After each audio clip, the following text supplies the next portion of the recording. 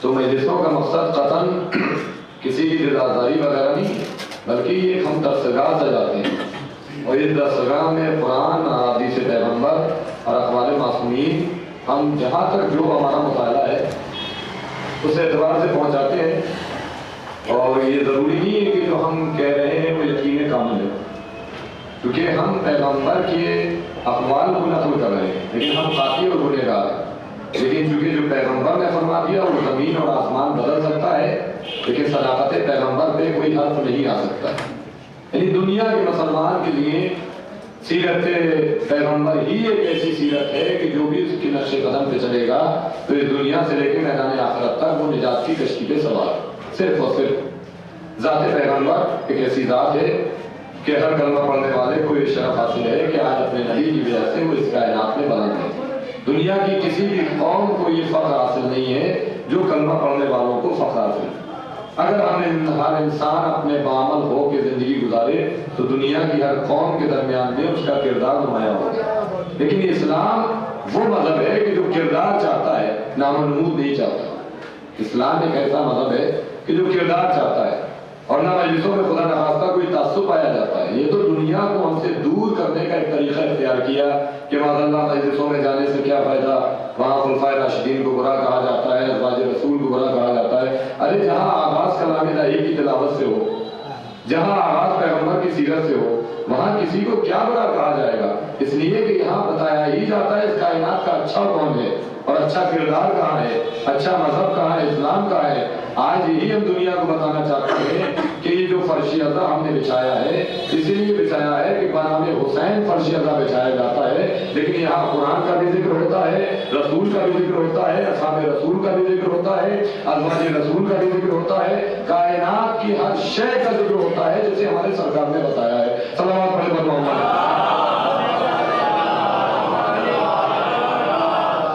سب سے بہتر میں آپ کو بتا رہا ہوں کہ کبھی آپ غور کریں جب مجلس میں آتے ہیں کہ دنیا یہی تو کہتی ہے کہ صرف حسین نہیں ہے، بلکہ جو پیغمبر کہہ رہے ہیں کہ حسین مجھ سے ہے، میں حسین سے ہوں۔ تو قرآن پیغمبر کے سینے پہ نازل ہوا، ہمارے سرکار کے سینے پہ قرآن نازل ہوا، اور اس قرآن میں کائنات کا کوئی ایسا خشک اتر نہیں ہے جو کلام الہی کے دامن میں موجود نہ ہو۔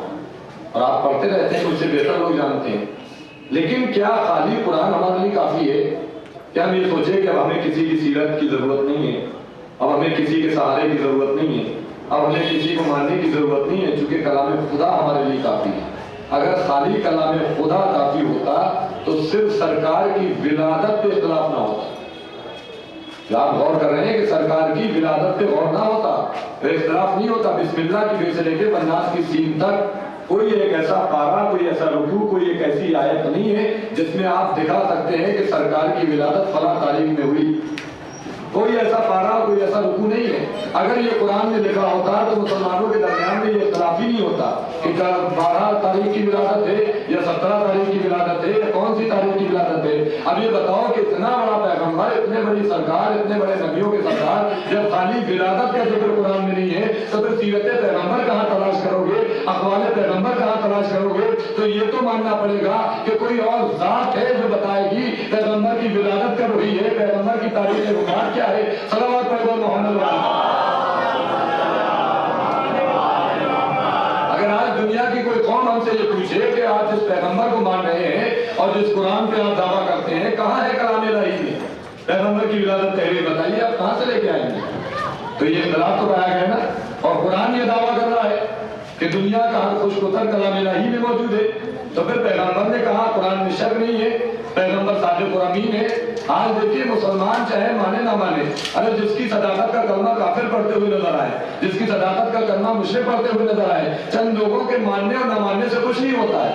اگر لوگ کہیں کہ ہم سورج کو نہیں مانتے تو اس کی کرنوں پہ اثر پڑنے والا نہیں ہے، یا چاند کو نہیں مانتے تو اس کی روشنی پہ فرق پڑنے والا نہیں ہے۔ یہ خوش نصیبی ہے کہ ہم پیغمبر کی سیرت پہ عمل کر رہے ہیں، اس لیے کہ پیغمبر کو نہ ماننے سے ذات پیغمبر پہ کوئی اثر پڑنے والا نہیں ہے، بلکہ تمہیں जहन्नम के दरवाजे तक जाना पड़ेगा अगर रहते पैगंबर को छोड़ दिया।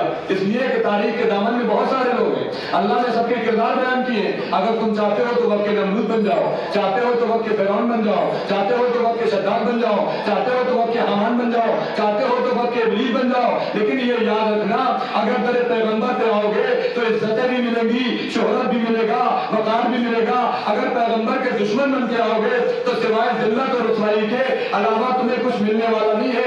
इसलिए कि कायनात का कोई ऐसा जर्रा नहीं है जो मेरे पैगंबर की तस्बीह और तहलील करता हुआ नजर आए। सलावत पढ़े तो मोहम्मद।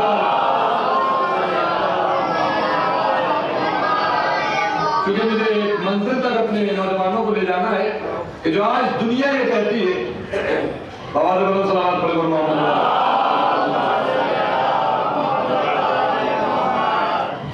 देखिए हमारे अफरोज भाई तशरीफ ला चुके हैं और मुझे बड़ा सोच समझ के अपना बयान करना।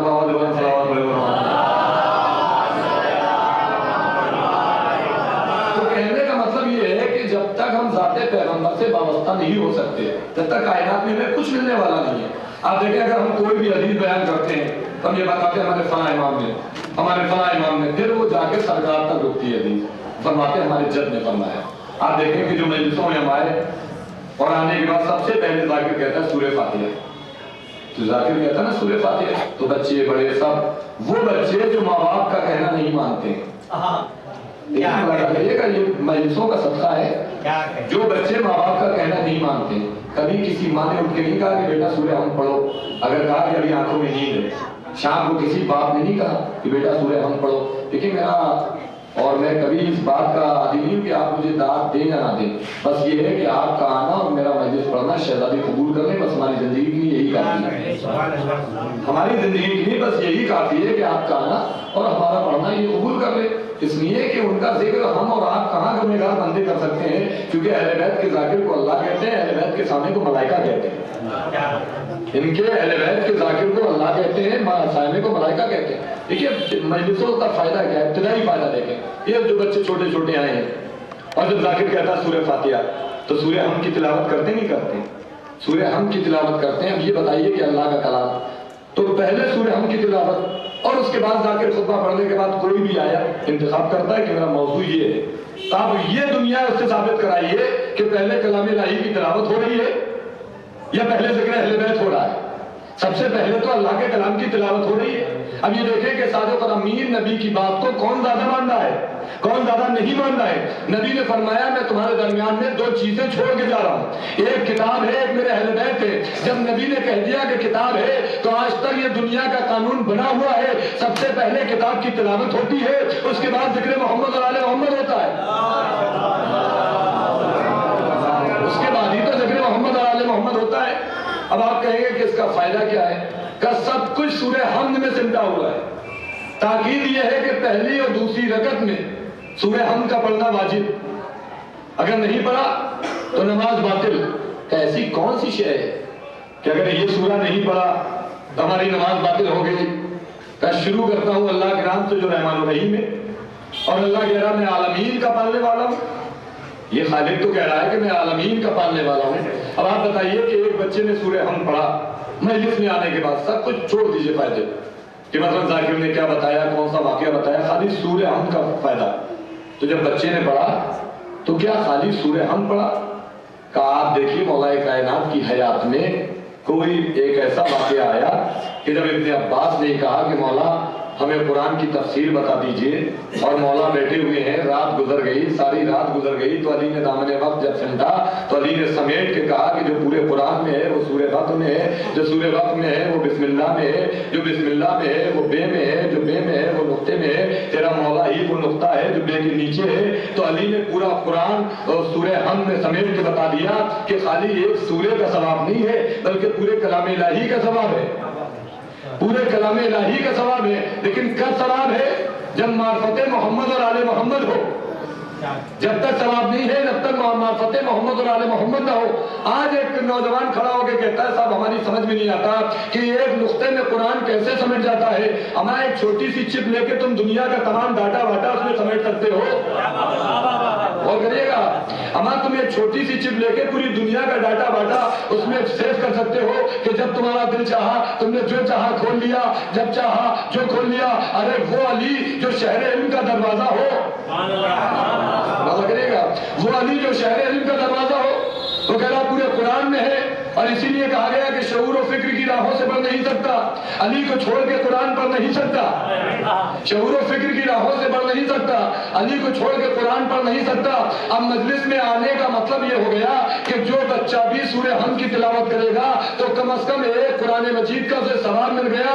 अब ये तय करना कि अगर 70 बरस की तुम्हारी उम्र हो गई, इस उम्र में कितनी मजलिसों में गए, कितने जुलूसों में गए, कितने अज़ाखानों में गए, कितनी कुरान की तिलावत की। बस यही तो अल्लाह का शुक्र है कि खालिक ने मरने के बाद हमें किसी का मोहताज नहीं बनाया कि हमें कुरान बख्शा जाए, बल्कि फज़ाइल आले मोहम्मद के साथ साथ इतनी तिलावत हो गई कि नस्लों को बख्श दिया जाएगा।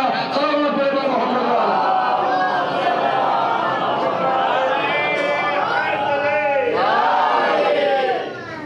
देखिए बड़ा ताज्जुब है कि हमारे चचा इस बुजुर्गी पे विलायत अली का दरिया इस कदर जोश में है कि नौजवानों को पीछे कर दिया और चचा बुलंद हो गए। सल्लल्लाहु अलैहि मोहम्मद।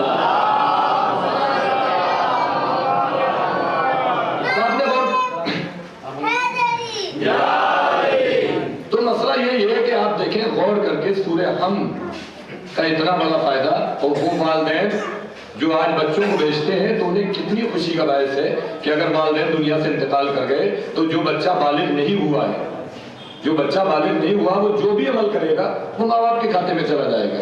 तो आज देखे और फिर तहजीब देखे, ये बच्चे अभी आप इन्हें गली में छोड़ दीजिए। देखिए आले मोहम्मद का मुइज़्ज़ा देखें, इन बच्चों को आप गली में छोड़ दीजिए, माँ बाप दादा सब मिलके आ जाएं, लेकिन बच्चों को खामोश नहीं कर पाएंगे। लाख आप कहिए शैतानी मत करिए, फिर भी शैतानी करेंगे।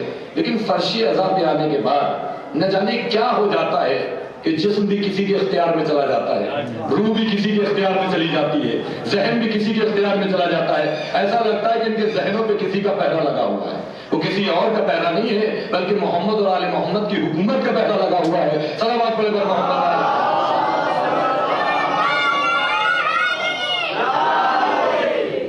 अब वहां पे सरकार कहते हैं कि मैं हुसैन से हूँ, हुसैन मुझसे है। आज का इंसान का नाम पढ़ने वाला कहता है कि माज़अल्लाह, अभी मैं यहाँ आया तो पता चला कि सवाल ये होते हैं कि माज़अल्लाह कि हुसैन का माज़अल्लाह दीन से ताल्लुक नहीं है। ये रविश देखिए, ये मत जाइए कौन कह रहा है। देखिए यही बताया कि अगर किसी की तारीफ कर रहा है कोई तो देखिए कि कौन, ये मत देखिए कौन कर रहा है, ये देखिए किसके लिए कह रहा है, क्या कह रहा है। और अगर किसी की भी बुराई कर रहा है तो ये मत देखिए किसके लिए कह रहा है, ये देखिए कौन कर रहा है। ये है ना कौन कर रहा है।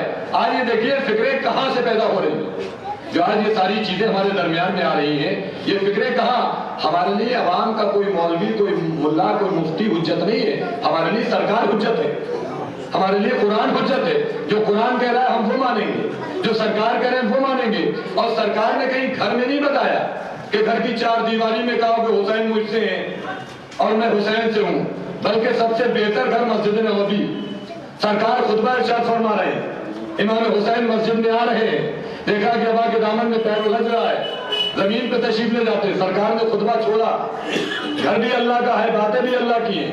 खुतबा छोड़ के हुसैन को उठाया, अपने दानू पे बिठाया, फारफू पहचानो हुसैन मिन्नी वाना मिनल हुसैन, हुसैन मुझसे हैं, मैं हुसैन से हूँ। अब ये हदीस तो कोई इसका इनकार करने वाला तो नहीं है। पूरी दुनिया में कोई ये कहते हैं कि नहीं हम नहीं मानते, तो आपके मानने और न मानने से क्या होता है।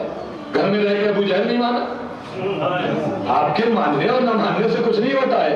घर में रह के अबू जहल नहीं माना, बाहर रहने वाला सलमान समझ गया तो घर वाले को बाहर कर दिया, बाहर वाले को अंदर दाखिल कर लिया। सलावत पर मोहम्मद। इस्लाम रिश्तेदारी का मजहब नहीं है, इस्लाम किरदार का मजहब है। क्या आप किरदार पेश करिए जरा रसूल पे आके। जब इंसान रसूल को ही नहीं समझ पाएगा तो अहले बैत को क्या समझेगा। आज यही नहीं फैसला कर पाया कि माज़अल्लाह रसूल नूरी थे कि खाकी थे। सदियों से आज सजदे करते चले जा रहे हैं, रुकू करते चले जा रहे हैं, क़याम करते चले जा रहे हैं। उन्हें ये नहीं पता कि हमारा नबी पढ़ना जानता था कि नहीं जानता था, हमारा नबी लिखना जानता था नहीं जानता था। सदियों हो गई इबादतें करते हुए, आज तक यही तसव्वुर है कि 40 साल के बाद नबी बने। कुरान रोज पढ़ते हैं, कुरान ये कहता है कि ईसा 3 दिन के हैं, वो कहते हैं मैं अल्लाह का नबी बन गया है, वो तो मानने के लिए तैयार है।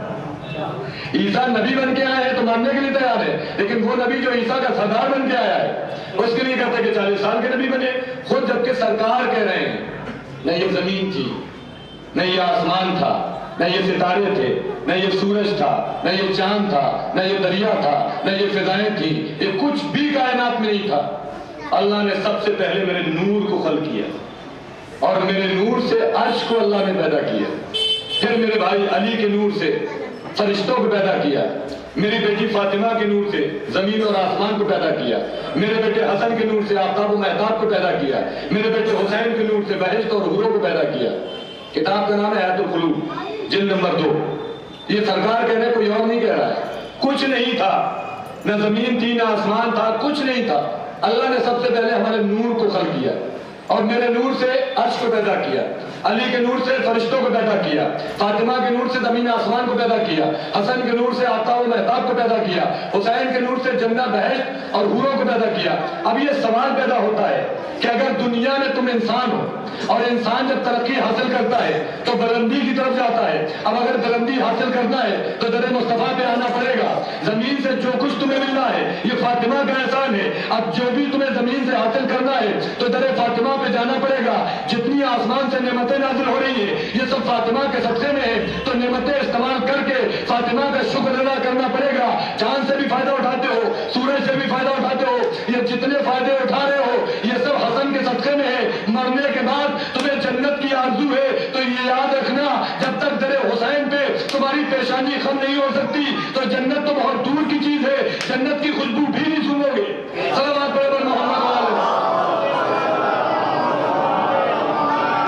میں تو اور بابا دولت صلوات پڑھے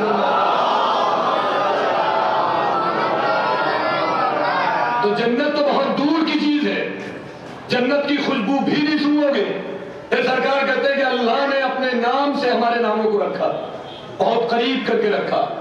وہ محمود رہا تو ہمیں محمد بنایا، وہ اعلیٰ رہا تو انہیں علی بنایا، وہ فاطر السماوات رہا تو انہیں فاطمہ کیا، وہ محسن رہا انہیں حسن بنایا، وہ خدیم الاحسان رہا تو انہیں حسین بنایا۔ جو نام ملتے جلتے ہیں، اس سے پہلے کسی کے نام نہیں تھے، اللہ کہہ رہا ہے اتنا قریب کر دیا۔ آج وہ معاذ اللہ کہتے ہیں کہ سرکار کبھی کبھی نبی تھے کبھی نہیں تھے، بحثوں میں بہرحال نہیں جانا ہے۔ میں کہا یہ مجلسوں میں بتایا جاتا کہ کردار پیغمبر کیا ہے، اور جب تک ہم کردار پیغمبر کو نہیں سمجھیں گے، جب تک نہ عظمت پروردگار ہمارے سمجھ میں آئے گی، نہ توحید سمجھ میں آئے گی، نہ عدل سمجھ میں آئے گی۔ یہ جتنا بھی نماز روزہ حج و زکوٰۃ ہے یہ فروع دین ہے، لیکن محمد اور آل محمد اصول دین ہے۔ دین کی جڑوں کو اصول دین کہتے ہیں، شاخوں کو فروع دین کہتے ہیں۔ اللہ کہہ رہا ہے کہ ہم نے تمہیں محمد بنایا، ہم محمود رہے۔ اب یہ دو لفظ ہیں اور سارے مجھ سے بہتر لوگ جانتے ہیں، تاریخ میں مطالعہ بھی ہے۔ محمد کی معنی کیا ہے اور محمود کی معنی کیا ہے؟ سورہ جمعہ میں اللہ کہہ رہا ہے کہ یسبح للہ ما فی السماوات وما فی الارض الملک القدوس العزیز الحکیم۔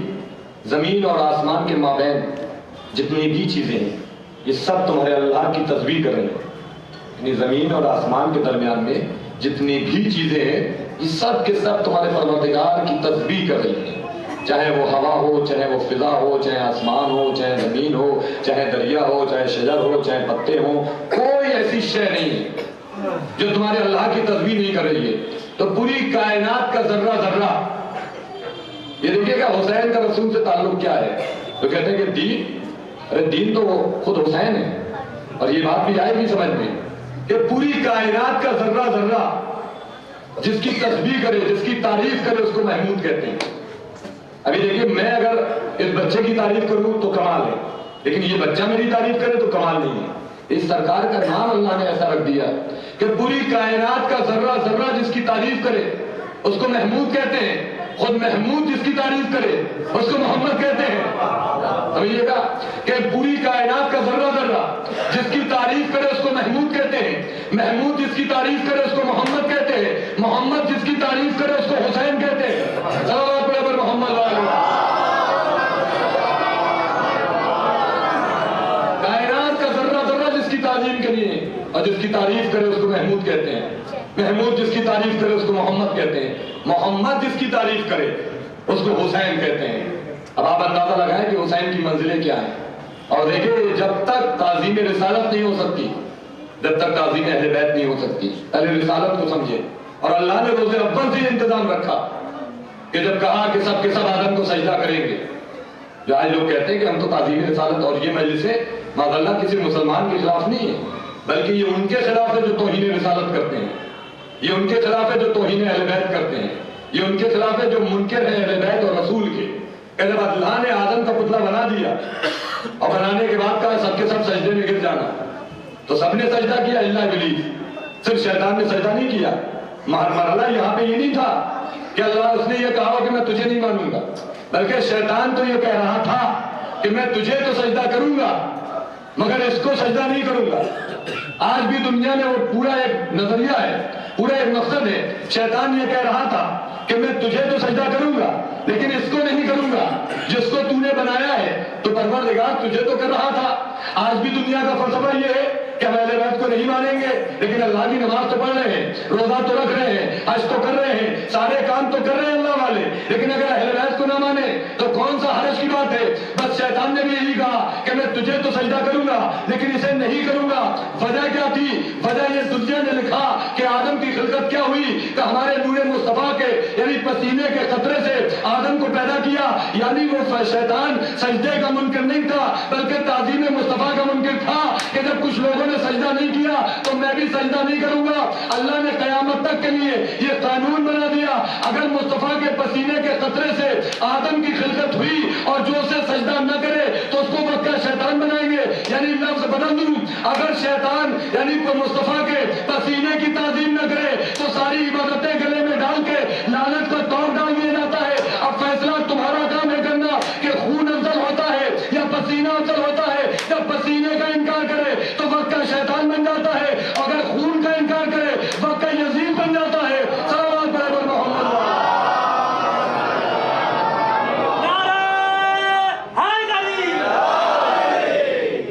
یہ ہے مرحلہ کہ اگر سرکار کے پسینے کا انکار ہو جائے تو وقت کا شیطان کہلاتا ہے، اور جو خون سے انکار کرے حسین مجھ سے، میں حسین سے ہوں. کسی ایسی ویسی جگہ نہیں کہا سرکار نے بلکہ صحابہ کرام کے درمیان میں فرمایا ہے. اب سوال یہ ہوتا ہے، لوگ کہتے ہیں کہ حسین کا دین سے کیا تعلق ہے. ایک سوال یہ آیا کہ سرکار کا دین سے حسین کا کیا تعلق ہے. دیکھیے مت مانیے ہماری بات کو، مت مانیے جو مجلسوں میں بتایا جا رہا ہے، مت مانیے جو فرش ازا پہ بتایا جا رہا ہے. کلکتے کا کوئی شاید ایسا انسان نہیں ہوگا جو اجمیر کی وادی میں سونے والے خواجہ سے واقف نہ ہو. ہماری بات مت مانیے. کلکتے میں کوئی ایسا شخص نہیں ہوگا جو لوگ جن صاحب نے کہا کہ حسین کا دین سے تعلق کیا ہے، تو میرا ان سے یہی کہنا ہے کہ آپ آئیے مجلسوں میں اور غور کریے کہ حسین کا دین سے کتنا گہرا تعلق ہے، تو آپ کو پتا چلے گا کہ حسین کا اور دین کا رشتہ کیا ہے. کلکتے کا شاید کوئی ایسا انسان نہیں ہوگا جو اجمیر کی وادیوں میں سونے والے خواجہ سے واقف نہ ہو. اور خالی کلکتہ ہی نہیں، میں سمجھتا ہوں کہ ہندوستان کا کوئی ایسا گوشہ نہیں ہے کہ جہاں لوگ خواجہ اجمیری کو نہ جانتے ہوں. اور ابھی دیکھیے یو پی گورنمنٹ نے تو چھٹی بھی ان کے اس پہ کی تھی اور کہا کہ اس دن ہم چھٹی کریں گے. اب یہاں کا پتہ نہیں کہ کیا مرحلہ ہے. بہرحال آپ دیکھیں کہ نظر میں کیا ہے، لیکن یہ ان کا تعلق کس سے ہے. دنیا کے گوشے گوشے سے لوگ ان کے عرس میں جاتے ہیں، بڑے بڑے شہنشاہ بڑے بڑے بادشاہ جاتے ہیں. کہاں جاتے ہیں؟ خواجہ کی بارگاہ میں کیوں جا رہے ہیں؟ لوگ کہتے ہیں نا کہ مجلسوں میں نہ جاؤ، ارے یہ تو حسین کے نام پہ ہو رہی ہے. اگر فتویٰ لگانا تھا تو وہاں فتویٰ لگاتے کہ خواجہ کی بارگاہ میں نہ جا. وہاں ان سے مانگنے سے کیا ملے گا؟ اللہ تعالیٰ سے مانگو، ان سے ملے گا. لیکن یہ جانے والے ٹرینوں سے جا رہے ہیں، پلین سے جا رہے ہیں، بسوں سے جا رہے ہیں. کیوں جا رہے ہیں؟ اور ایک بار نہیں جا رہے ہیں بلکہ ہر سال جا رہے ہیں، منتیں مان کے آتے پھر جا رہے ہیں. کیوں جا رہے ہیں؟ اس کا مطلب انہیں وہاں سے کچھ مل رہا ہے، انہیں وہاں سے کچھ مل رہا ہے. دیکھیے آپ کسی بھی دکان پہ جائیں، ایک بار سامان نہیں ملے گا دوبارہ نہیں جائیں گے، لیکن جہاں زیادہ سے زیادہ ملے گا وہاں آپ ہر بار جائیں گے، بار بار جائیں گے. اور دور سے خالی مسلمان نہیں جاتے بلکہ غیر مسلم بھی جا رہے ہیں. اب یہ خواجہ سے پوچھئے کہ خواجہ ہے کیا؟ پوری کائنات کو خواجہ نے مخاطب کر کے بتا دیا. کیا بتایا؟ یہ 4 مصرے ہیں خواجہ کے جو پوری دنیا جانتی ہے کہ شاہ حسین. ہم کیا بتائیں گے آپ کو کہ حسین کیا ہے؟ ایسے بزرگان دین سے پوچھئے کہ حسین کیا ہے، جو خالی سو نہیں رہے بلکہ دنیا کو اپنی چوکھٹ پہ بلا رہے ہیں. دنیا پیشانی اپنی چوکھٹ پہ جھکا رہی ہے اور جھکا کے بعد سے جھولیاں بھر کے لے کے آ رہے ہیں. وہ کہتے ہیں شاہ حسین. بادشاہ است حسین، دی است حسین، دی پناہ است حسین، سردار نداد در دست یزید، حقہ کے بنا لا الہ است حسین۔ یہ کون کہہ رہا ہے؟ دیکھیں صاحب فہم کا مجموعہ ہے، کبھی غور کیجئے گا کہ معرفت خواجہ کا اتنا بلند عقیدہ ہے کہ جہاں پہ جو 4 مصرے انہوں نے کہے دنیا کے کسی بھی شاعر کا یہ بس کا بات نہیں ہے، ہر شاعر اس انداز میں نہیں کہہ سکتا۔ دیکھیے حسین کے لیے شعر کہنا اور بات ہے، معرفت حسین رکھنا اور بات ہے، اور کیا آپ نے شعر کہنا اور بات ہے، معرفت حسین رکھنا اور بات ہے۔ یہ خواجہ کی پاک نگاہی کا عالم تھا، یہ پاک معرفت کا عالم تھا۔ دیکھیے ابھی پاک بات آئی ہے، جب اللہ کے لیے لفظ استعمال ہوتا ہے تو اللہ پاک، قرآن کے لیے استعمال ہوتا ہے قرآن پاک، پنجتن کے لیے استعمال ہوتا ہے پنجتن پاک۔ جب خواجہ کے لیے لفظ استعمال ہوتا ہے تو خواجہ پاک، یہ لفظ پاک ہی تو استعمال ہوتا ہے۔ پتہ چلا جس کا تعلق پاک سے ہوتا ہے اسی کے لیے لفظ پاک استعمال ہوتا ہے، کبھی نجس لوگوں کے لیے استعمال نہیں ہوتا۔ معرفت خواجہ کا اتنی بلندی میں عقیدہ تھا کہ آج دنیا کا شاعر ایک ہی مصرے میں حسین کو بھی شامل کر دیتا ہے، یزید کو بھی شامل کر دیتا ہے، لیکن در حسین سے یہ اتنے قریب تھے۔ کبھی تنہائی میں بیٹھ کے آپ مصروں کو پڑھیے گا کہ جس مصرے میں حسین کا نام ہے اس میں یزید کا نام نہیں ہے، جس میں یزید کی ضمیر ہے اس میں حسین کا نام نہیں ہے۔ ارے جو خواجہ اجمیری مصرے میں یزید کے ساتھ حسین کو برداشت نہ کرے وہ اپنے عقیدے میں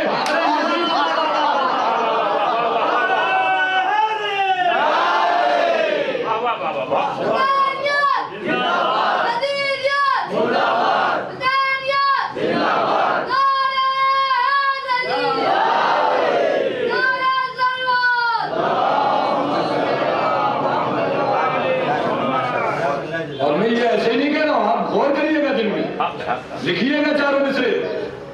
یہ معمولی بات نہیں کہ دنیا جا رہی ہے، ایسے ہی نہیں جا رہی ہے دنیا۔ آپ دیکھیے جا کر مصروں کو لکھیے جس مصرے میں حسین کا نام ہے اور دوہرا کے کہا حسین شاہ، تو بولے نہیں اس سے کام نہیں چلے گا، حسین شاہ نہیں بلکہ حسین بادشاہ ہے۔ دیکھیے ہم تو خالی بادشاہ شاہ لکھ کے چلے جاتے ہیں، کہا نہیں شاہ نہیں ہے، یہ چھوٹا لفظ ہے، پھر کہا بادشاہ ہے جی۔ انہوں نے کہا نہیں، آپ لوگ کہہ رہے ہیں، جو لوگ کہہ رہے ہیں ان کے لیے اس سے بلکہ کوئی جواب نہیں کہ حسین کا دین سے کیا تعلق ہے۔ وہ کہتے ہیں دین است، کہہ رہے ہیں خالی اس سے کام نہیں چلے گا، دین پناہ است۔ حسین دین نہیں ہے بلکہ دین کی پناہ کا نام حسین ہے۔ حسین شاہ نہیں ہے بلکہ بادشاہ کا نام حسین ہے۔ پھر کہتے ہیں سردار نداد در دست یزید، حقہ کے بنا لا الہ الا حسین۔ مطلب کیا ہوا؟ مطلب یہ ہوا کہ جتنی بھی مسجدوں سے اذانیں ہو رہی ہیں اور جو اس میں لا الہ الا اللہ کہا جاتا ہے، اس کی بنیاد کون ہے؟ اس لا الہ الا اللہ کو بچانے والا کون ہے؟ اس لا الہ الا اللہ کی حفاظت کرنے والا کون ہے؟ صرف حسین، اس کے علاوہ کوئی نہیں ہے۔ صرف حسین، اس کے علاوہ کوئی نہیں ہے۔ جس کے عقیدے کی معراج یہ ہے کہ یزید کو اس لائق بھی نہیں سمجھا کہ مصرے میں رکھے۔ یہ معراج ہے خواجہ کے عقیدے کی۔ اور ہم سے کہتے ہیں کہ ہم صحابہ کی تعریف نہیں کرتے۔ ارے جب ہم مزاروں میں سونے والوں کا درجہ اتنا بلند رکھتے ہیں تو ہم سے زیادہ تعریف کون کرے گا؟ یہ ہے معراج۔ لیکن انہوں نے آنے سے پہلے کہا کہ میرے پاس بعد میں آنا، پہلے میرے شاہ کا ذکر کرنا، میرے بادشاہ کا ذکر کرنا۔ یہ دنیا کیوں جا رہی ہے وہاں پہ؟ دروازوں پہ کیوں جا رہی ہے؟ آج حسین کا کیا تم نے آج تلاش کرو گے اور کیا حسین کی بلندی تلاش کرو گے؟ وقت کا بادشاہ ہے جس کا نام ہے بابر۔ بابر بادشاہ کو جب بیٹے کی طلب ہوئی تو خواجہ اس کے دربار میں نہیں گئے۔ یہ جملہ محسوس کریے گا، خواجہ اس کے دربار میں نہیں گئے بلکہ اسے خواجہ کے دربار میں آنا پڑا۔ تو یہ حسین نے کائنات کو پیغام دے دیا، ارے جب ہمارے دروازے کے فقیروں کا یہ مرتبہ ہے کہ بادشاہ وقت چل کے ان کے قدموں میں آتا ہے، یہ ہمارے دربار کے جب فقیروں کا یہ عالم ہے کہ بادشاہ وقت چل کے ان کے دربار میں آتا ہے، تو پھر ان کے آقاؤں کا عالم کیا ہوگا؟ اور جو جاتا ہے کوئی اولاد مانگنے، آپ دیکھیں لوگوں سے مل کے 10 سال تک میرا بیٹا نہیں تھا، میں نے خواجہ کی بارگاہ میں جھولی پھیلائی تو مجھے بیٹا مل گیا، میرے اولاد نہیں تھی۔ تو آج دنیا کہتی حسین کیا دیتے؟ ارے جب حسین کے فقیر اتنا عطا کر دیتے ہیں، جس حسین کے فقیر اتنا عطا کر دیتے ہوں، کیا بات ہے، ان فقیروں کے عطا کتنا دیں گے آپ کو؟ لیکن خلوص کی ضرورت ہے۔ اچھا دیکھیے ایک اور معجزے کی بات بتاؤں میں آپ کو اور نوجوانوں کے لیے۔ آپ تاج محل گئے، جو لوگ گئے ہوں گے آگرے میں تاج محل، تو میں ان سے خطاب ہے کہ کبھی تاج محل گئے آپ آپ نے سارا اتنا خوبصورت تاج محل دیکھا، بتائیے کبھی سورہ فاتحہ پڑھا آپ نے؟ کبھی نہیں۔ یہ میں معجزہ بتا رہا ہوں حسین سے معرفت اور محبت کا، یہ کسی کو مرنے نہیں دیتے، حسین کسی کو مرنے نہیں دیتے ہیں، ایسے جو کربلا میں زندہ کیے قیامت تک محبت کرنے والے بھی زندہ رہیں گے۔ کبھی جا کے تاج محل میں کوئی بھی گیا ہو، اس نے کلکتہ میں کوئی بہت بڑا ایک محل بنوا گیا ہو، میوزیم وغیرہ، کبھی آپ گئے اس میں اور خوبصورتی دیکھ کے کبھی آپ نے کوئی سورہ فاتحہ پڑھا؟ صاحب بہت اچھا کام کر کے چلے گئے اور انہوں نے دیواریں ایسے بنوائی، فلاں ایسے بنوایا، ان کے باپ کے نام فاتحہ اور ان کے نام فاتحہ، کبھی نہیں پڑھا۔ لیکن اگر عقیدت رکھتے ہیں تو بتائیے کون سا ایسا موالی ہے جو خواجہ کی چوکھٹ پہ قدم رکھتے ہی فاتحہ نہ پڑھتا ہو، فاتحہ نہ پڑھتا ہو؟ وہاں تاج محل، وہاں کوئی نہیں پڑھ رہا۔ یہاں ایک نگری ہے جو ایک سو رہا ہے کہ یہ کس نے لکھا ہے؟ آیت پڑھو تو عز منتشا اور تذل منتشا، جس کو ہم چاہتے عزت ادا کرتے ہیں، جس کو ہم چاہتے ذلت ادا کرتے ہیں۔ تو یہ خواجہ کا درجہ اتنا بلند کیوں ہو گیا؟ کہ اس لیے میرے حسین سے جو محبت کرتا ہے، میرے حسین سے جو محبت کرتا ہے، میرے حسین کی محبت اس کے دل میں ہے، تو وہ تاج محل کا وہ اس نے اپنی خواہشوں کے لیے بنوایا تھا۔ اب دنیا کو پتا چلا جو اپنی خواہشوں کے لیے زندگی جی جاتی ہے وہ فنا ہو جاتی ہے، جو زندگی حسین کے لیے گزاری جاتی ہے وہ کل بھی باقی تھی، آج بھی باقی ہے، قیامت تک باقی رہے گی۔ صلوات پڑھیں بر محمد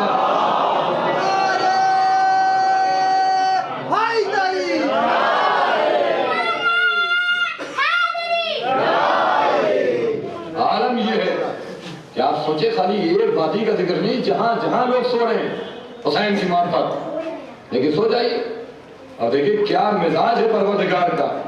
کیا لوگ کہتے ہیں حسین حسین حسین، خالی حسین کا نام لیتے ہیں، اور یہ دیکھیے رو رہے ہیں، یہ کاغذ کا تعزیہ بنا رہے ہیں، یہ سب کچھ بتا رہے ہیں۔ ارے سب کچھ ہم کر رہے ہیں، آپ کو تکلیف کس بات کی ہو رہی ہے؟ ہم ہی تو کر رہے ہیں نا، ہم رو رہے ہیں، ماتم آپ کا کرتے ہیں، جلوس ہم نکالتے ہیں، آپ کو ہماری کون سی تکلیف ہو رہی ہے؟ یا تو تکلیف آپ کو جب ہو جب آپ ہمارا خرچ اٹھاتے ہو، جب ہمارا خرچ آپ اٹھاتے ہو۔ لیکن ہم یہی وجہ ہے کہ ہم یہی تو بتانا چاہتے ہیں کہ آج دیکھو کہ اللہ کا دشمن ہے ابلیس، یہ اللہ کا دشمن ابلیس ہے، شیطان، جس نے ذمہ داری لی کہ لوگوں کو بہکاؤں گا۔ لیکن حسین کا بھی ایک دشمن ہے جس کا نام ہے یزید۔ دیکھیے اللہ کا درجہ اتنا بلند ہے اور ہم بتاتے ہیں کہ اس سے بلکہ دلیل نہیں ہو سکتی۔ سمجھنا آپ کا کام ہے، پڑھنا میرا کام ہے کہ حسین کی بلندی کا عالم کیا ہے، کہ جس کو عرش سلام کرتا ہے، جس کو کائنات سلام کرتی ہے، جس کو پوری دنیا سلام کرتی ہے۔ اور آج یہی تو وجہ کہتے ہیں کہ یہ صاحب جو ہے لاؤڈ اسپیکر لگا کے مجلسیں کرتے ہیں، خاموش نہیں رہتے ہیں، چپ چاپ ذکر نہیں کرتے ہیں۔ ارے ہم اس آقا کے ماننے والے ہیں جس نے نیزے پہ بھی چپ رہنا منظور نہیں کروانا کیا۔ پڑھنا میرا کام ہے، سمجھنا آپ کا کام ہے۔ ہم اس حسین کے ماننے والے ہیں کہ جس نے نیزے پہ رہ کے بھی خاموش رہنا گوارا نہیں کیا۔ ارے جب بولنے والے آقا کے ماننے والے ہیں تو یہ زبان خاموش نہیں ہوگی، بولنے والی زبان بنے گی۔ کہ یزید اور ابلیس ہے اللہ کا دشمن، یزید ہے حسین کا دشمن۔ کسی بھی چوراہے پہ آپ جا کے دیکھیں کیا ہے حسین کا درجہ، کسی بھی چوراہے پہ جا کے آپ کسی بھی جانے والے سے کہتے ہم آج کل بہت شیطان ہو رہے ہو، پلٹ کے کچھ نہیں کہے گا، پلٹ کے کچھ نہیں کہے گا۔ لیکن اگر اندر سے ارادہ بھی یزید رکھتا ہو، کام بھی یزید والے ہو، فکر بھی یزید والے ہو، منصب بھی یزید والا ہو، سارے کام یزید والے ہو، اگر چوراہے پہ ایک مرتبہ کسی نے کہہ دیا بہت بڑے یزید ہو تو چاروں طرف دیکھ کے کہے گا آئندہ مت کہنا، یہی کہے گا نا آئندہ مت کہنا۔ پتہ یہ چلا کہ حسین کے مقابل میں جو بھی آتا ہے قیامت تک کے لیے اتنا ذلیل اور اتنا رسوا ہو جاتا ہے کہ اس کا دشمن بھی اپنے آپ کو یہ کہلوانا گوارا نہیں کرتا ہے۔ صلوات پڑھیں بر محمد۔ ایک میں تو اور بابا سے بلند صلوات پڑھیں۔ یہ ہے حسین کا معیار، یہ ہے حسین کی بلندی۔ اور کہتے ہیں کب تک روتے رہو گے؟ جب تک یہ کائنات رہے گی۔ اور اس سوال ہے دیکھیے کہ آج جو ہم حسین کی فضیلت کو بیان کرتے ہیں ہم کیا کر پائیں گے؟ چونکہ ہم نجس لوگ ہیں، آئے تو نجس، جاتے ہیں تو دنیا سے نجس، آئے تو جاہل، جب جاتے ہیں تو جاہل۔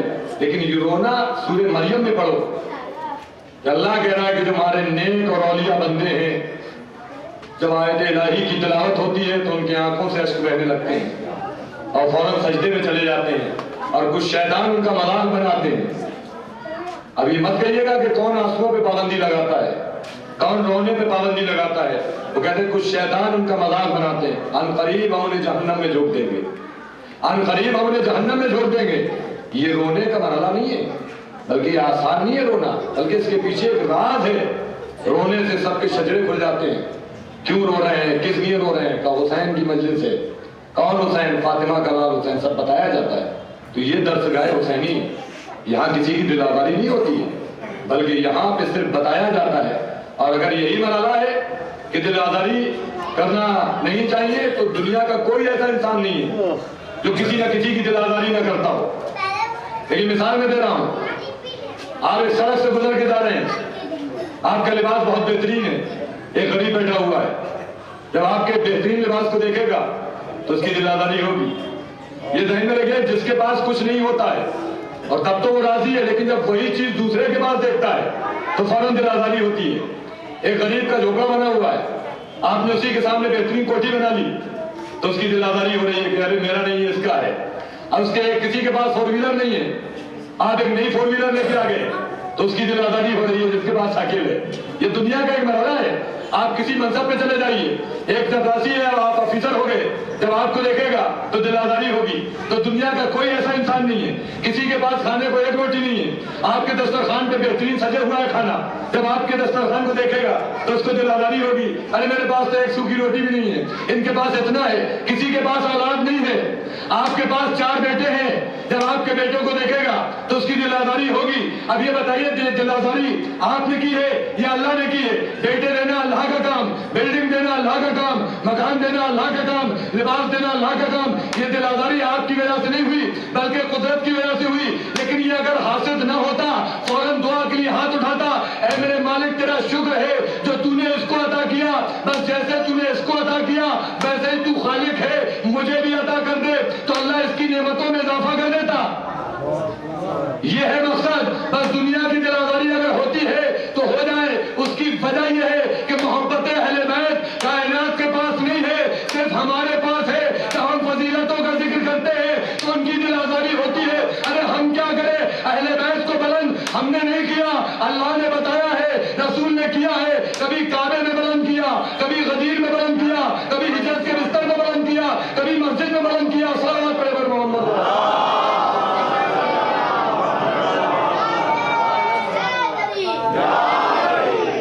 یہ ہے دل آزاری کا مطلب، صرف محبت اہل بیت جس کے پاس نہیں ہے، اور جب سنتا ہے کہ اہل بیت کے فضائل بیان ہو رہے ہیں۔ دنیا کا کوئی بھی انسان اہل بیت کے فضائل بیان نہیں کر سکتا، اس لیے ایک کمال معرفت ہے، ان کے لیے طہارت ہونا چاہیے۔ اور اللہ کہہ چکا ہے کہ جب تک حسین کی معرفت نہیں ہوگی جب تک تم پاک و پاکیزہ نہ ہو جاؤ۔ قرآن کی آیت ہے کہ انما یرید اللہ لیذہبعنکم الرجس البیت وطہرکم تطہیرا۔ اہل بیت رسول کو ہم نے اتنا پاک و پاکیزہ رکھا ہے جتنا رکھنے کا حق ہے۔ دیکھیے آج بھی بہت سارے لوگ سوال و جواب کرتے ہیں کہ اتنا پاک رکھا ہے جتنا پاک رکھنے کا حق ہے۔ اب یہ طے کریے کہ وہ نجاست کون ہے جو ان سے دور ہے اور وہ طہارت کون ہے جو ان سے قریب ہے۔ تو آیت خود دامن پکڑ لے گی کہ طہارت بھی اسی آیت میں ہے، نجاست بھی اسی دامن میں ہے۔ کہ کیسے پتا چلے کہ جو در اہل بیت کے جتنا قریب ہے وہ اتنا طاہر ہے، جو اہل بیت سے جتنا دور ہے وہ اتنا نجس ہے۔ ابھی دیکھیے بات وضاحت نہیں ہوئی، میں اپنے چھوٹے بھائیوں کو بتا دوں، کوئی اگر آپ سے یہ سوال کرے کہ صاحب دنیا میں بتائیے کہ اہل بیت طاہر ہے اور نجس ان کے قریب نہ جائے اور طاہر ان کے پاس پہنچ جائے، یہی تو میں نے کہا نا، جو ان کے جتنا قریب ہے اتنا طاہر ہے، جو ان کے جتنا دور ہے وہ اتنا نجس ہے۔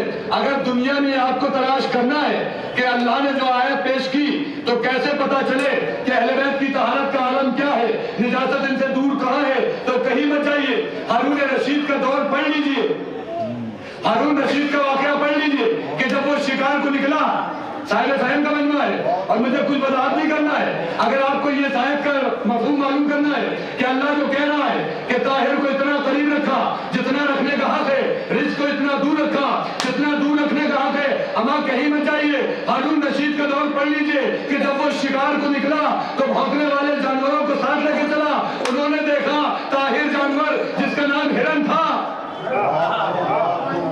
طاہر جانور جس کا نام ہرن ہے، تو بھونکنے والے جانوروں نے اس کا پیچھا کیا، پیچھا کرتے کرتے وہ طاہر ایک ٹیلے پہ رک گیا، نہ لشکر کا مارا ہے، نہ سپاہی کا مارا ہے، نہ لاکھ کوشش کر رہا ہے بادشاہ وقت، لیکن وہ قریب نہیں جاتے۔ جب اس نے معلوم کیا یہاں پہ کون ہے تو کسی بزرگ نے بتایا یہاں کوئی اور نہیں ہے بلکہ یہ علی کی تربت ہے۔ اب فاصلہ قائم ہو گیا نا، فاصلہ قائم ہو گیا نا کہ علی کی تربت ہے۔ اب آپ کو یہ طے کرنا ہے کہ علی کے قریب کون تھا، علی سے دور کون تھا، علی سے دور کون تھا، علی سے قریب کون تھا۔ کہ جو طاہر جانور تھا وہ خالی علی کے قریب نہیں تھا بلکہ اس کی حفاظت بھی ہو رہی تھی۔ جو نجس تھا وہ جانور سے دور تھا، اور یہ بھی پتا چل رہا تھا کہ نجس کون ہے۔ اب آپ کو پتا چلا کہ جو در اہل بیت کے قریب ہے وہ طاہر ہے، جو دور ہے وہ نجس ہے۔ لیکن یہ خالی طاہر نہیں ہے، کتنے ہی کائنات میں بھونکنے والے آئے اور چلے جائیں، جب کل طاہر کا کچھ نہ کر سکے تو آج کیا کر پائیں گے۔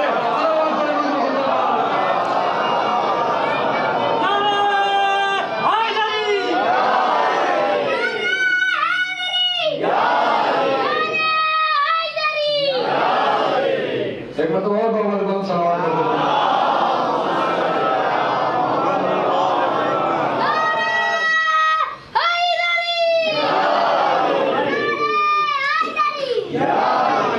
تو یہ ہے مرحلہ کہ آپ نے دیکھا کہ اور ہم احتیاط سے کرتے ہیں چونکہ منبر پہ جب ہم آتے ہیں تو باوضو ہو کے آتے ہیں، اس لیے کہ میں اکثر یہ پیغام دیتا ہوں، چاہے نوائے خان ہو، چاہے سوز خان ہو، چاہے ذاکر ہو، کوئی بھی اگر اہل بیت کی مدح کرنا چاہتا ہے تو پہلے وہ باوضو ہو۔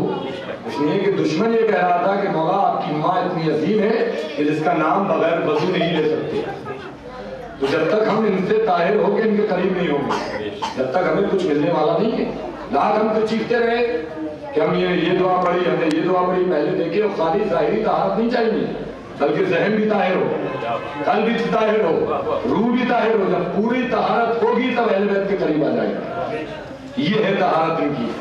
اور آپ دیکھیں یہ جو درود ہم پڑھتے ہیں، درمیان میں بات آئی گئی اکثر لوگ درود بڑا خاموشی سے پڑھتے ہیں لیکن انہیں یہ پتہ نہیں کہ درود ہے کیا۔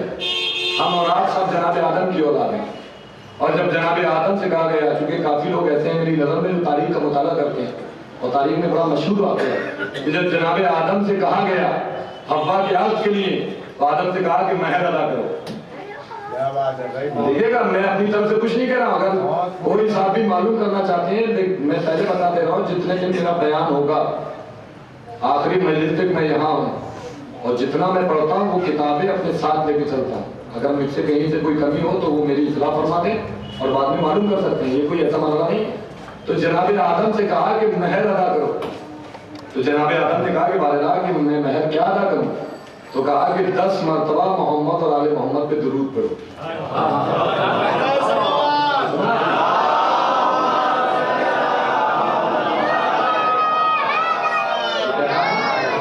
بتائیے سنا جی کہ مجلس کا پیغام وہی ہے کہ یہ فضیلت ہمارے سمجھ میں آ گیا اور ہم نے عمل کر لیا۔ یہ مہر ہے جناب آدم کا، 10 مرتبہ محمد اور آل محمد پہ درود پڑھو۔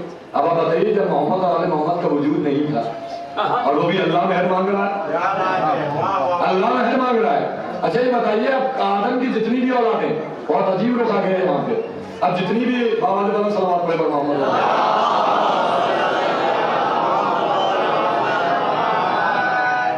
آج دیکھیں تو یہ ہے نا کہ 10 مرتبہ درود پڑھو مہر ادا ہوگا۔ اب جتنی بھی آدم کی اولادیں ہیں تو ماں کا مہر کیا تھا؟ درود۔ اب آپ بتائیے جتنی بھی آدم کی اولادیں آئیں تو درود کے صدقے میں آئیں، اگر درود ادا نہ ہو آج دیکھیے اگر مہر آپ ادا نہ کریں، اکثر آپ نے دیکھا بہت سارے لوگ کہتے ہیں کہ وہاں اولاد بڑا بزدل ہے ان کی، وہاں بزدل تو ہوگی جب پہلی رات آدمی ہاتھ جوڑ لیتا ہے معاف کر دیجیے میں نہیں دے پائیں گے، تو بہت سارے لوگ کہتے ہیں نا بزدل ہے، اتنی شریعت نے کہا فوراً ادا کریے۔ اب دیکھیے فوراً ادا کر کے کہ کیسے شجاع پیدا ہوتے، میرے آل محمد پہ جا کے دیکھیے کیسے کیسے شجاعت کو ملیں گے کہ فوراً ادا کریے۔ تو آدم نے ادا کیا نہیں کیا، کیا ادا کیا کہ درود 10 مرتبہ درود پڑھا اور مہر ادا ہو گیا۔ اب ہمارا کہنے کا مطلب یہ ہے کہ جو دنیا میں نسلیں آئی ساری جتنی بھی ہے آدم کی اولادیں ہیں، تو اب یہی تو کہنا چاہتے ہیں کہ اگر اپنے تمہارے باپ نے جب تک آل محمد پہ درود نہ پڑھا تو مہر ادا نہیں ہوا، اور جب تک مہر ادا نہیں ہوتا عقد نہیں ہوتا، اس لیے کہ آدم اگر مہر نہ دیتے تو پھر آپ کو ہوتا کہاں سے؟ ارے یہ سلام کیا کرو کہ جو تم بھی باقی ہو، تمہارے دادا بھی باقی ہے، تمہارے شجرے بھی باقی ہے، تمہارے حسب بھی باقی ہے، تمہارے نسب بھی باقی ہے، وہ آل محمد کے درود کے صدقے میں باقی ہے۔ ارے باپ تو اتنا ماننے والا جو مہر میں درود بھی ادا کر دے، جب دنیا میں آئے تو پنجتن کا وسیلہ لے کے جنت میں چلا جائے۔ ارے جب تمہارا باپ بغیر آل محمد کے نہ جنت میں جا سکتا ہے نہ آ سکتا ہے، تو پھر اولادیں بغیر آل محمد کے نہ جنت میں جا سکتی ہے نہ آ سکتی ہے۔ صلوات پر محمد۔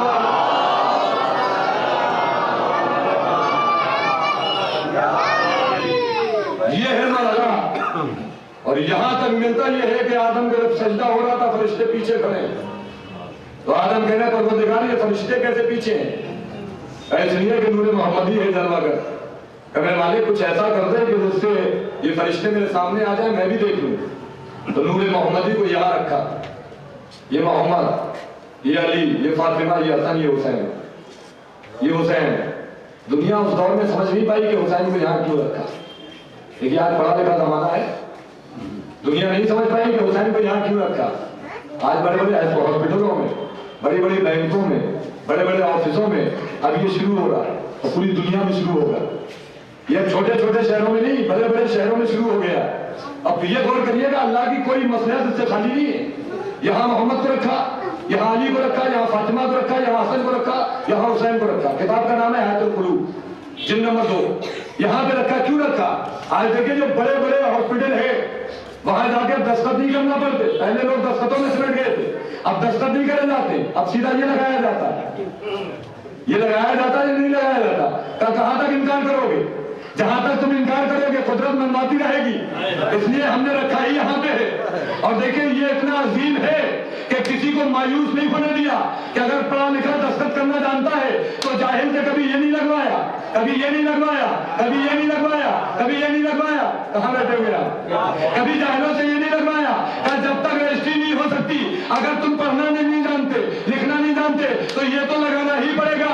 کیا نظام قدرت ہے کہ دستخط مل سکتے ہیں، سگنیچر مل سکتے ہیں، لیکن انگوٹھا ایک ایسا ہے جو نہ بھائی کا مل سکتا ہے، نہ باپ کا مل سکتا ہے، نہ دادا کا مل سکتا ہے، نہ خاندان کا مل سکتا ہے۔ ہمارے دنیا والوں تم کہاں بیٹھے ہوئے ہو؟ بنام حسین جس میں نور رکھ دیا جائے، جب وہ کائنات میں نہیں مل سکتا تو بذات خود وہ حسین جسے نور بنا کے بھیجا ہوگا وہ کسی نہ فرشتے میں مل سکتا ہے نہ نبی میں مل سکتا ہے۔ کروڑوں انبیاء ہے، کروڑوں فرشتے ہیں، 1,24,000 نبی ہے، ان میں نہ حسین ہے بلکہ حسین تنہا کائنات میں ایک ہے۔ اور بتا دیا کہ جب تک حسین سے وابستہ رہے گا تو تمہارے حوصلے اتنے بلند رہیں گے، لیکن جب تک کسی یزید کا دامن نہیں چھوڑو گے نہ حسین ملنے والے ہیں، نہ آنسو ملنے والے ہیں، نہ عبادت ملنے والی ہے۔ صلوات پر محمد۔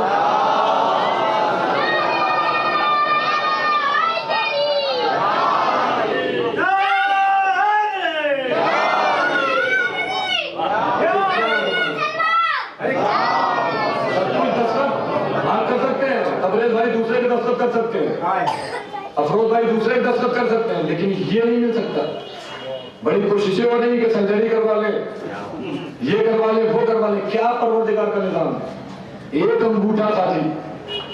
تو اسی لیے اللہ بتانا چاہ رہا ہے کہ جو میرے حسین سے منسوب ہو گیا، جب وہ کائنات میں نہیں مل سکتا کسی سے، تو میرے حسین کے برابر کائنات میں کون ہو سکتا ہے؟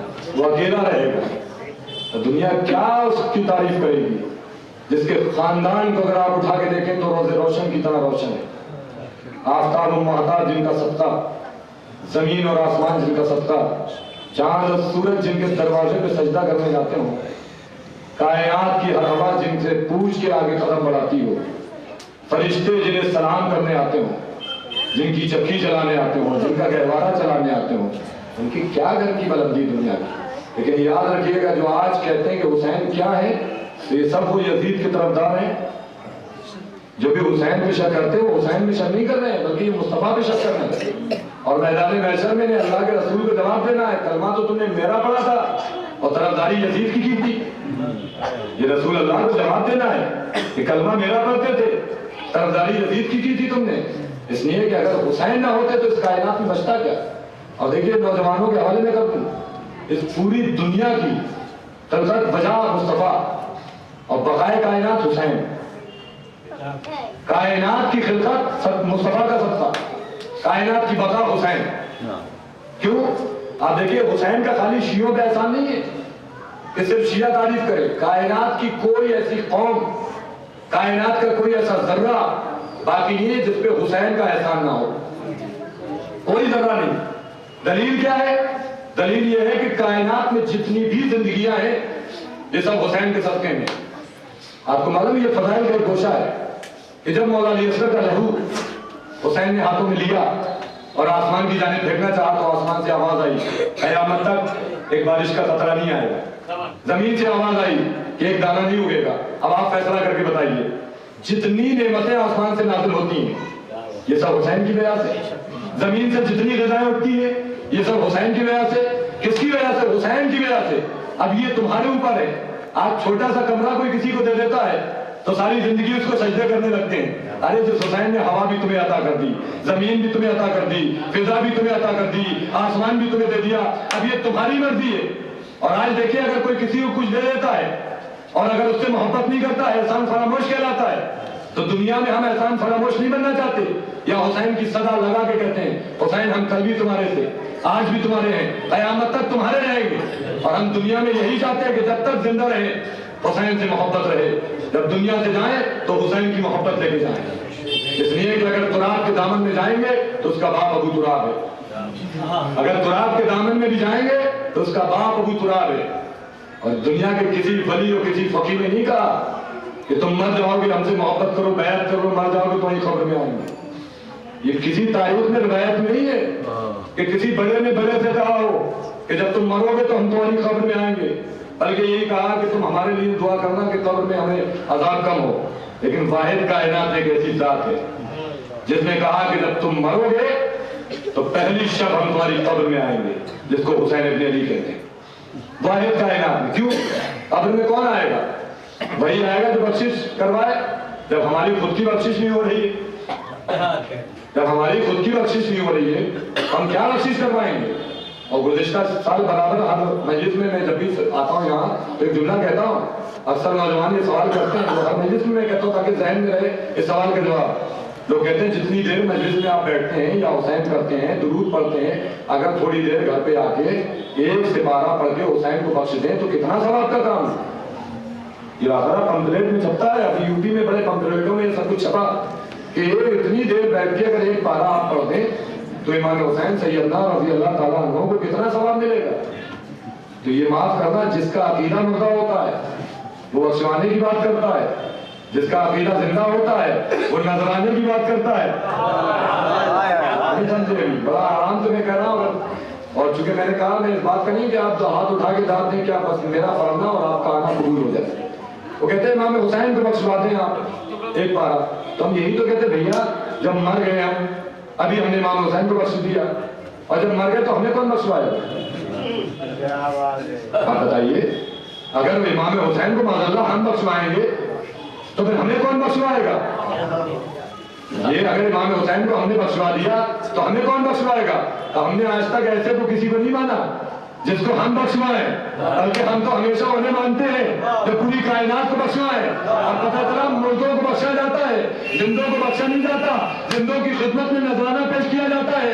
آج بھی اگر آپ کو دیکھنا ہے جس مجلس میں تبرک ہوتا ہے تو مجلس ہونے سے پہلے ایک مومن تھوڑا سا تبرک لے کے عزا خانے میں رکھ دیتا ہے تاکہ ان کی خدمت میں نذرانہ پیش کر دے، تاکہ برکتیں بھی نازل ہو، رحمتیں بھی نازل ہو، کرامتیں بھی نازل ہو. اور پھر اسے یقین ہوتا ہے کہ ہم نے مولا کی خدمت میں یہ نظر پیش کر دی لہذا اب اس میں کمی نہیں. اسی لیے حسین نے کہا ہم تمہاری قبر میں آئیں گے. جس کے پاس اختیار ہوتا بخشوانے کا وہ خالی ہم ہی نہیں بلکہ ہماری مائیں بہنیں سب یہ امید رکھتی ہیں. لیکن حسین سے صرف محبت وہی کرے گا جو طاہر ہوگا، جس کا گھرانہ طاہر ہوگا. اور یہ مولا نے وعدہ کیا کہیں بھی اندھیروں میں ہوگے ہماری ولایت تمہیں کھینچ کے لائے گی. قرآن کہتا ہے اللہ نے وعدہ کیا ایک دن مومن کو اندھیرے سے روشنی ملا کے رہے گا اور کافروں کو روشنی سے اندھیرے میں ڈھکیل کے گئے گا. حسین منی وانا من حسین. حسین مجھ سے ہے اور میں حسین سے ہوں. یہ کوئی عام ذات نہیں ہے بلکہ یہ وہ ذات ہے جس سے پورا قرآن لیا ہے. اگر یہاں پہ بھی تھوڑا شک ہو گیا تو پورا اسلام خطرے میں ہے.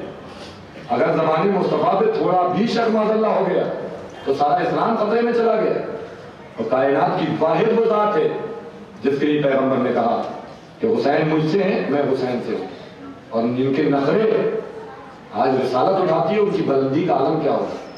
اور جو زمانہ کہتا ہے کہ حسین کا تعلق دین سے کیا ہے، یہ کربلا کے میدان میں غور سے پوچھو. جس کی سمجھ میں اگر یہ نہیں آتا، خواجہ کا بتایا، اگر خواجہ کے بھی ربائی سے کسی کی سمجھ میں نہ آئے کہ حسین کیا ہے تو کربلا میں غور سے پوچھو کہ حسین کیا ہے. دولت تھی، حکومت تھی، ثروت تھی، سب کچھ تھا. یزید اسی دن ہار گیا تھا جس دن غور اس کے لشکر سے نکل کے آیا تھا اور سمجھ رہا تھا کہ دین کہاں ہے، جنت کہاں ہے، کوثر کہاں ہے. اور ایسی بھوک اور پیاس میں آ گیا مہمان بن کے. لیکن حسین اس شخصیت کا نام ہے کہ جس نے کربلا میں اتنا رحم فرمایا. آج ہم یہی تو کہتے ہیں مجلسوں میں کہ اگر ایک عزادار سے ناراض ہو جاتا ہے، اگر اس کے دل میں حسد ہے تو اس کا مطلب ہے معرفت حسین نہیں. حسین حسین کہنا کافی نہیں بلکہ دلوں کی زمین پہ حسین کی ولایت پہ اقرار کرنا ہے کہ ہمارے مولا نے کربلا میں کیا کیا. ارے اتنے بڑے دشمن کو مولا سینے سے لگا کے معاف کر رہے ہیں تو ہمارا بھی فریضہ ہے اگر ہم حسینی بننے کا دعویٰ کرتے ہیں تو ہر اس کو معاف کر دے جو ہمارے پاس آئے. لیکن معاف اسی کو کیا جاتا ہے جو حر بن کے آئے. اگر حر بن کے آئے تو معاف کر دو، اور اگر حرملا بن کے آئے تو لعنت کا تاؤ ڈال کے گلے میں باہر کر دو. یہ کربلا درس دیتی ہے، اگر حر بن کے آئے تو معاف کر دو، حرملا بن کے آئے تو واپس کر دو. آپ اور سب اتنی یہاں آئے لیکن فضائل تو آل محمد کی جاگیر ہے. اور چونکہ ہم کہیں بھی جاتے ہیں تو آغاز کربلا کی سب سے چھوٹی قربانی سے کیا جاتا ہے. بچے، بوڑھے، مائیں، بہنیں سب یہاں آئے ہوئے ہیں. لیکن آپ فضائل میں چاہے کچھ کہیں نہ کہیں، داد و تحسین دے نہ دیں، لیکن چونکہ آپ ہمیں حسین کی نہیں بنے، آنسوؤں میں کہیں سے کمی مت کرنا. چونکہ ہمارا کربلا کا مظلوم امام، ہمارے چوتھے امام سید الساجدین ارشاد فرماتے ہیں، مولا کہتے ہیں جب کہیں بھی فرش عذاب بچتی ہے، اب دیکھتے ہیں مولا فرماتے ہیں کہیں بھی جب فرش عذاب بچتی ہے تو 3 بیویاں وہاں ضرور جاتی. دیکھیے کیا کشش ہے ہمیں حسین میں. ہر سال یہ مسائل دہرائے جاتے ہیں اور اس کے بعد کبھی رونے والا کوئی یہ نہیں کہتا کہ یہ مسائل پرانے ہو گئے اور ہماری آنکھوں سے اشک نہیں بہے. اللہ اکبر. یہ حسین کا ایک قبضہ ہے دلوں پہ کہ آنسوؤں کی فرات جاری ہونے لگتی ہے. مولا فرماتے 3 بیویاں وہاں فرش عذاب پہ ضرور جاتی ہیں جہاں ہمارے جد کی نام کی مجلس ہوتی ہے. جب تک ذاکر فضائل اور کون بیویاں؟ ایک وہ بیوی شام غریبہ میں شمر کے تماچوں سے جس کے رخسار نہیں ہوا، جس کے کانوں سے خون ٹپک رہا تھا، اور ایک وہ بیوی جسے شمر کے قادیانوں نے بوڑھا کر دیا، اور ایک وہ بیوی جسے دربار میں بوڑھا کر دیا. تینوں بیویاں وہاں جاتی جہاں فرش عذاب بچھی ہوتی ہے. مولا فرماتے ہیں کہ جب تک ذاکر فضائل پڑھتا رہتا ہے یہ بیویاں اپنی جگہ پہ رہتی ہیں. تو ظاہر یہی ہے پھر ہمارا مظلوم چوتھے امام فرماتے ہیں کہ جب ذاکر مسائل پڑھنے لگتا ہے تو ہماری دادی اماں فاطمہ اپنی جگہ سے کھڑی ہو جاتی ہے اور ایک ہاتھ ٹوٹی ہوئی پسلیوں پہ ہوتا ہے، ایک ہاتھ میں رومال زہرا ہوتا ہے. آواز دیتی ہے لاؤ میرے حسین کے حصے کے آنسو دے. اللہ جانے وہ کون خوش نصیب ماں اور بہن ہوگی جس کے پہلو میں اجڑی ہوئی سکینہ بیٹھی ہوگی، شہزادی زینب فاطمہ زہرا بیٹھی ہوگی. خدا آپ کو سلامت رکھے، آپ کی آوازیں بلند ہو گئی. اللہ آپ کو کوئی غم نہ دے سوائے ہمیں مظلوم کربلا کے. اس لیے کہ رونا آپ پہ فرض اس لیے ہے کہ آپ کے آقا اور مولا نے آخری وقت آپ کو یاد کیا تھا اور یہ کہا تھا حل من ناصر ینصرنا حل من مغیث یغیثنا. کون ہے جو ہماری نصرت کو آئے، کون ہے جو ہماری مدد کو آئے. پھر آخر میں حسین نے ایک مرثیہ پڑھا، اے میرے چاہنے والوں کاش روزے عاشوراء تم اپنی نگاہوں سے یہ منظر دیکھ رہے ہوتے کہ حسین اپنے ہاتھوں پہ لیے ہوئے 6 مہینے کے لال کو لے کے پانی طلب کر رہا تھا، ادھر سے حرملا چلے کمان میں تیر جو رہا تھا. آج صاحب اولاد ہے اپنے بچوں کو سامنے رکھنا. حسین نے کوئی معمولی جملہ نہیں کہا، حسین نے کہیں بھی تمہیں یہ جملوں سے یاد نہیں کیا. عباس کے کٹے ہوئے شانے اٹھا کے لائے لیکن یہ نہیں کہا قاسم کا پامال لاشا لے کے آئے، کہیں پہ یہ نہیں کہا اور محمد کے لاشیں لائے. حسین نے یہ نہیں کہا. اللہ جانے وہ کون سی ایسی مصیبت تھی جو مظلوم امام فرما رہے ہیں اے میرے چاہنے والوں کاش روزے عاشوراء یہ منظر اپنی نگاہوں سے دیکھ رہے ہوتے کہ میں اپنے 6 مہینے کے लाल अली असगर को हाथों पे लिए हुए था और मला चिल्ले कमान में तीर जो रहा था, जब हुसैन के हाथों पे आते हुए असगर को देखा, कहा हुसैन शायद फैसला करने आ रहे हैं। अब जो अबा का दामन हटा, 6 महीने के लाल अली असगर को देखा, एक मरतबा कहा कि देखो तुम्हारी नजरों में अगर मैं कसूरवार हूँ तो मेरे बच्चे ने क्या बिगाड़ा है, तुम इसको पानी दे सकते हो, लेकिन अगर जमाने के सामने असगर को पेश इसलिए कर दिया ताकि आने वाली ये नस्लें ना कह सके अगर हुसैन बच्चे के लिए मांगते तो फौज अशकिया पानी दे देती। जब कोई जवाब नहीं मिला तो अली असगर को हुसैन ने जमीने करबला पे लिटा दिया। आवाज दी मेरे लाल असगर, तुम भी हुज्जते खुदा के बेटे हो, पर तसव्वुर शर्त है, मेरा पढ़ना आपका सुनना कमाल नहीं है बल्कि तसव्वुर महसूसात का नाम करबला है। आपने सुन लिया कि असगर को जमीने करबला पे लिटा दिया, अरे जरा गौर करो, वो जमीन जिसमें इतनी गर्म थी कि चने का दाना डाला जाता था तो भुन जाती थी, असगर का नाजुक सा बदन जमीने करबला पे लिटा दिया। आवाज दी मेरे लाल असगर, तुम भी हुज्जत खुदा के बेटे हो, अपनी हुज्जत को तमाम कर दो। रावी कहता असगर ने नन्ही सी जबान निकाली, फौजे अशकिया मुंह फेर फेर कर रोने लगी। उधर से आवाज आई, ऐना ऐना हुरमला, हुरमला कहाँ है, हुसैन के कलाम को कता कर दे। हुसैन ने असगर को उठा लिया, बाप की मोहब्बत थी। एक मसला अल्लामा रशीद तुराबी कहते हैं, हुसैन ने असगर को देखा, देखने के बाद असगर का कुर्ता जो हटाया तो पूरे बदन में अली असगर के आबले पड़ गए थे। लबों पे लब रख के आवाज देते हैं, ऐ मेरे लाल असगर, मैदान महशर में अम्मा फातिमा से ये शिकायत न करना कि बाबा ने हमें जमीने करबला की जलती हुई रेती पर लिटा दिया था। जज़ाकल्लाह खैरन, जज़ाकल्लाह। आपको किसी गम में न रुलाए सिवाय हमें मजलूम करबला पे। ऐना ऐना हुरमला, हुरमला कहाँ है, हुसैन के कलाम को कता कर दे। उधर से हुरमला तीर चलाना चाहता है, कता करता जमीन पे गिर जाता है। इस साथ आवाज देता हुरमला, अरे हम तो तेरे निशाने की दाद दिया करते थे कि तू समंदर से निकली हुई मछली की आंख का निशाना लेता है, आखिर तुझे क्या हो गया। हुरमला आवाज देखता जालिम, अरे जो मैं देख रहा हूँ वो तू नहीं देख रहा है। अरे मैं तीर चलाना चाहता हूँ तो रसूल खुदा अपनी जुल्फों को बिखेरे हुए मेरे सामने खड़े हो जाते हैं। आवाज देते हुरमला, अरे मेरे अली असगर ने तेरा क्या बिगाड़ा है। एक मरतबा जालिम कहता है, आंख बंद करके तीर चला दे। हुरमला ने वो तीर चलाया जो जानवरों पे चलाया जाता है। जैसे ही तीर चला, असगर का गला छिदा, हुसैन का बाजू छिदा, तीर को निकाला, खून के चेहरे पे मरा और चल दिए। अभी कल की बात है, जो आशूर गुजरा है, आशूर में आप सभी हजरात एक अमल अंजाम देते हैं, 7 कदम आगे बढ़ते हैं, 7 कदम पीछे हटते हैं, आवाज देते जाते हैं, इन्ना लिल्लाहि व इन्ना इलैहि राजिऊन, रिज़म में क़ज़ाही तस्लीमन लिअम्रे। अरे अजीजों, ये वही अमल है जो हुसैन अली असगर को लेके आ रहे थे, रबाब के खेमे की तरफ बढ़ रहे थे, सोच रहे थे रबाब को क्या जवाब दूंगा। कभी पीछे हटते कभी आगे बढ़ते, तेरे खेमा पे आवाज दी, रबाब अरे अपनी अमानत को ले जाओ। रबाब से पहले सकीना निकल आई, दामन पकड़ के कहती, बाबा अरे असगर आपको प्यारे थे, असगर को पानी पिला लाए। अब जो अबा का दामन हटा, क्या देखा, अली असगर लहू में डूबे हुए। बच्ची आवाज देती, बाबा अरे हमें मालूम नहीं था करबला में ऐसे भी जालिम है। अब जैसे ही रबाब आई, रबाब ने असगर को देखा, हुसैन को देखा। हुसैन कहते, रबाब अगर हम तुम्हें कुछ दे तो सब्र करना। असगर को दिया, हुसैन की आंखों से आंसू बह रहे थे।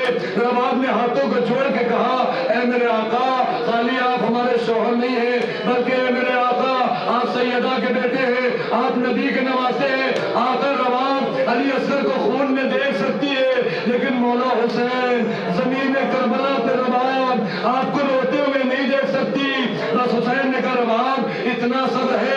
एक अल्लामा ने यहाँ पर लिख दिया कि हुसैन ने जमीन करबला पे बस एक तुरबत बनाई अली असगर की, बस मैंने आपकी जहमत तमाम की। और जैसे ही तुरबत बना के असगर को कब्र में रखा, रखने के बाद रबाब को बुलाया, रबाब आखिरी मर्तबा अपने बच्चे का दीदार कर लो। रबाब आई, अली असगर को देखा, अल्लाह जाने उस्मान ने कैसे गवारा किया, जो सफर में छुपा छुपा के आगोश में लाई थी, मौसमों से बचा के लाई थी। असगर को तुर्बत में देखा, एक मरतबा हुसैन ने कहा रवाब तुझे जमीन करबला पे एक इम्तिहान देना है। रवाब कहती आका कौन सा इम्तिहान? कर रवाब अपने बच्चे को मिट्टी दे दो। एक मरतबा रवाब शौक में झुकी, जमीन करबला की मिट्टी को उठाया, चीख मार के जमीन पे डाल दिया, ऐ मेरे आका मजलूम हुसैन रवाब ये इम्तिहान नहीं दे पाएगी। कहा क्यों रवाब? कहा जमीन करबला चल रही है, मेरा बच्चा बड़ा नाजुक है। हुसैन ने आवाज दी रवाब तुझे सब्र के दामन से निकलना है, ये इम्तिहान देना है। जैसे ही यहाँ हुसैन के मिट्टी को उठाया, एक मरतबा आंखें बंद करके असगर के नाजुक से बदन पे डाल दिया, हाथों को जोड़ के खड़ी हो गई, ऐ मेरा लाल अली असगर अरे माफ कर देना, मैदान महशर में अपनी दादी से शिकायत न करना कि अम्मा ने जलती हुई बेटी हमारे नाजुक से बदन पे डाल दी।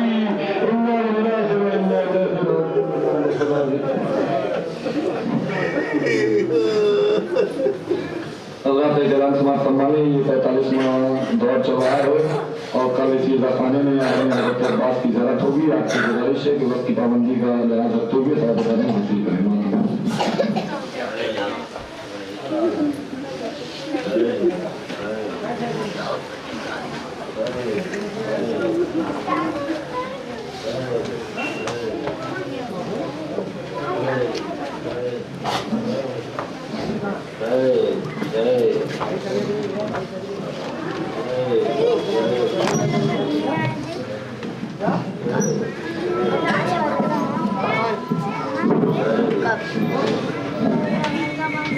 Hey.